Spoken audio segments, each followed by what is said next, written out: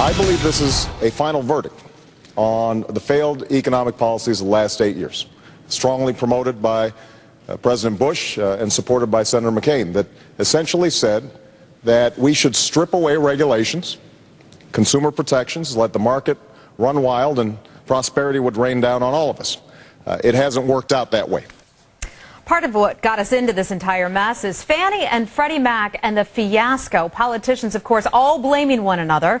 Barack Obama pointing the finger away from himself. But my next guest says that group ACORN, we were just talking about a moment ago, a group that has endorsed Obama for president, is at the root of this big financial mess. Now, ACORN is the same group that's being investigated for allegations of voter fraud in states across the country. Here to explain this right now is Stanley Kurtz. He's a senior fellow at the Ethics and Public Policy Institute. Hi there, Stanley. So explain to us the connection between ACORN and the subprime mess that got us into this big economic mess to begin with. ACORN is a group of very radical community organizers. They've been very strongly supported by Barack Obama, although he sometimes liked to deny that connection.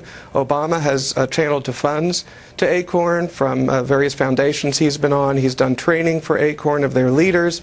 And what ACORN does is they try to intimidate banks into giving these high-risk loans to low-credit customers. This is what they did for years, especially in the late 80s and early 90s. What do you mean? What kind of stuff do these ACORN activists do to try to get banks to lend money to people who are in the subprime market?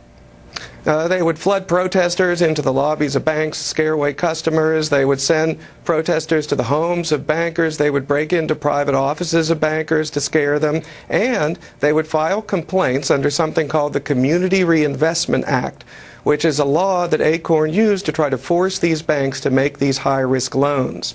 Now, on the other hand, though, some of these banks did want to get into the subprime market because they could make higher margins that way. What about that? In the early 90s, that wasn't happening. The banks were resisting ACORN at that early point. And what happened at that point was that ACORN realized that they would never bring the banks around to these high-risk loans unless it got Fannie and Freddie in on the game. Because the banks would say, hey, we can only make but so many of these risky loans to you because Fannie and Freddie won't buy them. They have very high credit standards. So ACORN went to its Washington lobbyists. It put a lot of pressure on its Democratic allies in Congress.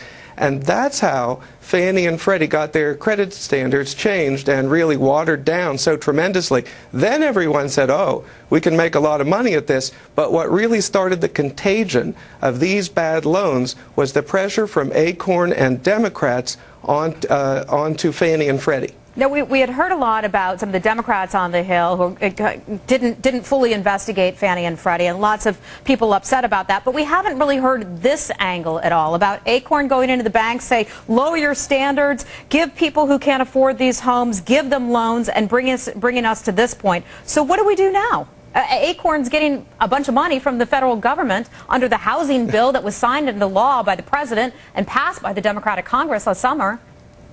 Well, I think the outcome of the election is going to make a huge difference as far as that goes. If McCain comes in, I think ACORN's going to get seriously investigated. And if Barack Obama comes in, and they've got one of their best friends in the world as president, I think they're going to be in gravy. All right, Stanley Kurtz, we're going to have to leave it there. You've been following the ACORN angle for quite some time, often writing for the Wall Street Journal. Thanks a lot. And we'll keep an eye out for any of the work that you've got going on. Thanks a lot.